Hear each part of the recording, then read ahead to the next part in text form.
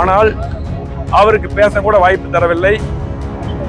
அதனால் ஊடகத்தின் மூலமாக சட்டமன்றத்தை புறக்கணித்து குரல் கொடுத்து அந்த அப்பாவி மக்களுக்கு நியாயம் கிடைக்க வேண்டும், உண்மை குற்றவாளிகளை உடனடியாக கைது செய்ய வேண்டும் என்று குரல் கொடுத்து முதலாக அந்த கள்ளக்குறிச்சி பகுதிக்கு, அந்த கருணாபுரம் மாதவச்சேரி பகுதிக்கு நேரடியாக சென்று ஆறுதல் கூறி சந்தித்தவர் எங்களது எதிர்கட்சி தலைவர், முன்னாள் முதலமைச்சர், வருங்கால முதலமைச்சர் எடப்பாடியார் அவர்கள்.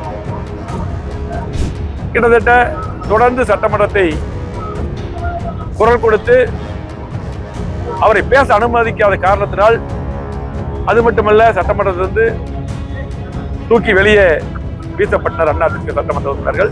அதுக்கு பின்னால் ஊடகத்தினால் பேசினார்கள். அதுக்கு பின்னால் தமிழ்நாடு முழுவதும் இன்றைக்கு எங்களது பொதுச் செயலாளர் எடப்பாடியார் உத்தரவுக்கிணங்க ஆர்ப்பாட்டம் நடந்தது. அந்த மக்களுக்காக, கள்ளக்குறிச்சி மக்களுக்காக, கருணாபுரம் மாதவச்சேரி மக்களுக்காக நடந்தது.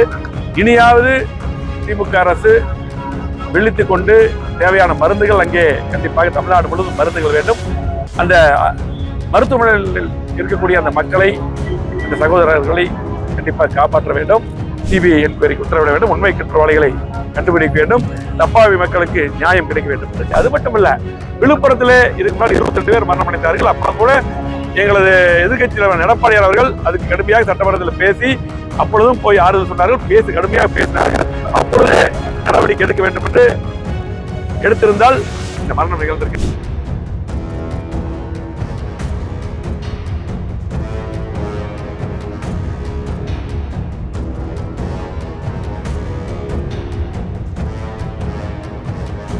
கள்ளக்குறிச்சி நகரம், கருணாபுரம், மாதவச்சேரி அந்த பகுதியில் 19/6/2024 அன்று அப்பாவி மக்கள், தாழ்த்தப்பட்ட சமுதாயத்தை சேர்ந்த அப்பாவி மக்கள், அந்த சகோதரர்கள் கள்ளச்சாராயம் அருந்தி மிகவும் பாதிக்கப்பட்டு இன்னைக்கு கிட்டத்தட்ட 58க்கு மேற்பட்டவர் மரணமடைந்து விட்டார்கள்.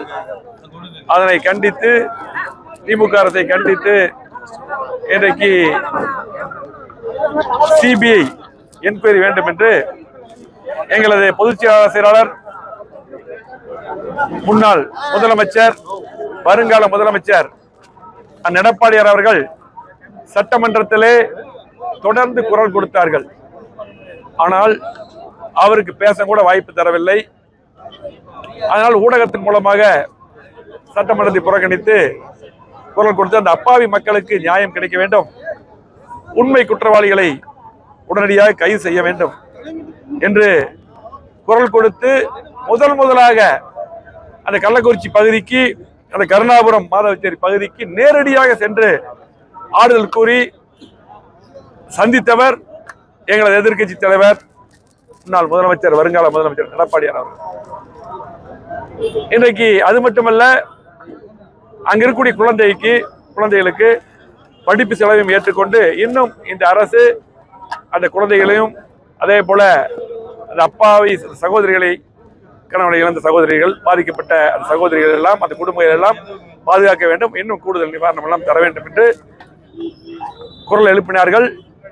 அது மட்டுமல்ல, நியாயமாக நடந்து கொண்டு உண்மை குற்றவாளிகளை கண்டுபிடிக்க வேண்டும், அதுக்கு சிபிஐ உத்தரவிட வேண்டும் என்று சொல்லி கிட்டத்தட்ட தொடர்ந்து சட்டமன்றத்தை குரல் கொடுத்து அவரை பேச அனுமதிக்காத காரணத்தினால், அது மட்டுமல்ல, சட்டமன்றத்திலிருந்து தூக்கி வெளியே வீசப்பட்டனர் அதிமுக சட்டமன்ற உறுப்பினர்கள். அதுக்கு பின்னால் ஊடகத்தினால் பேசினார்கள். அதுக்கு பின்னால் தமிழ்நாடு முழுவதும் இன்றைக்கு எங்களது பொதுச் செயலாளர் எடப்பாடியார் உத்தரவுக்கிணங்க ஆர்ப்பாட்டம் நடந்தது. அந்த மக்களுக்காக, கள்ளக்குறிச்சி மக்களுக்காக, கருணாபுரம் மாதவச்சேரி மக்களுக்காக நடந்தது. இனியாவது திமுக அரசு விழித்துக் கொண்டு தேவையான மருந்துகள் அங்கே கண்டிப்பாக தமிழ்நாடு முழுவதும் மருந்துகள் வேண்டும். அந்த மருத்துவமனையில் இருக்கக்கூடிய அந்த மக்களை, அந்த சகோதரர்களை கண்டிப்பாக காப்பாற்ற வேண்டும். அது மட்டுமல்ல, சிபிஐ என்கொயரி கண்டிப்பாக உத்தரவிட வேண்டும். ஏனால் இது இரு மாநிலங்கள் சம்பந்தப்பட்ட பிரச்சனை என்று தெளிவாக எதிர்கட்சியில் தலைவர் பேசியிருக்கிறார்கள், உத்தரவிட்டிருக்கிறார்கள். ஆகவே கண்டிப்பாக பல பிரச்சனைகளில் இந்த மாதிரி பிரச்சனை வரும்போது, அந்த எடப்பாடியார் முதலமைச்சராக இருக்கும் பொழுது பல பிரச்சனைகள் அவரே சிபிஐ என்கொயரிக்கு உத்தரவிட்டுள்ளார்கள். ஆகவே கண்டிப்பாக முதலமைச்சர் அவர்கள் சிபிஐ என்கொயரிக்கு உத்தரவிட வேண்டும். உண்மை குற்றவாளிகளை கண்டுபிடிக்க வேண்டும். அப்பாவி மக்களுக்கு நியாயம் கிடைக்க வேண்டும் என்று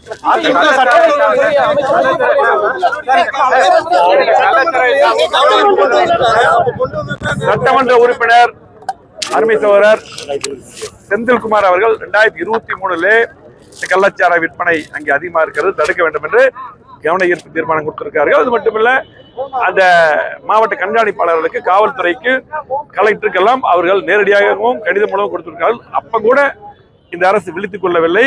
கண்டிப்பாக அப்ப நடவடிக்கை எடுத்திருந்தால் கண்டிப்பாக அந்த உயிர்கள் போயிருக்காது. அது மட்டுமல்ல, விழுப்புரத்திலே இதுக்கு முன்னாடி 22 பேர் மரணம் அடைந்தார்கள். அப்புறம் கூட எங்களது எதிர்கட்சி தலைவர் எடப்பாடியார் அவர்கள் அதுக்கு கடுமையாக சட்டமன்றத்தில் பேசி அப்பொழுதும் போய் ஆறுதல் சொன்னார்கள், கடுமையாக பேசினார்கள். அப்பொழுது நடவடிக்கை எடுக்க வேண்டும் என்று எடுத்திருந்தால் இந்த மரணம் நிகழ்ந்திருக்காது. அது மட்டுமல்ல, காவல்துறை மானிய கோரிக்கையில் இது மட்டுமல்ல, இன்னைக்கு பார்த்தீங்கன்னா எங்க பார்த்தாலும் கஞ்சா விற்பனை என்று பல்வேறு பிரச்சனைகளை 2.5 மணி நேரம் எதிர்கட்சி தலைவர் எடப்பாடியார் அவர்கள் பேசியுள்ளார்கள். அப்ப கூட நடவடிக்கை எடுத்துக்கலாம். எதுவுமே இந்த அரசு எடுக்கவில்லை. இனியாவது நடவடிக்கை எடுக்க வேண்டும், சிபிஐ உத்தரவு எடுக்க வேண்டும். இது போன்ற செய்திகளை மேலும் தெரிந்து கொள்ள எங்களது யூடியூப், Facebook மற்றும் Twitter ஆப்களை சப்ஸ்கிரைப் செய்யவும்.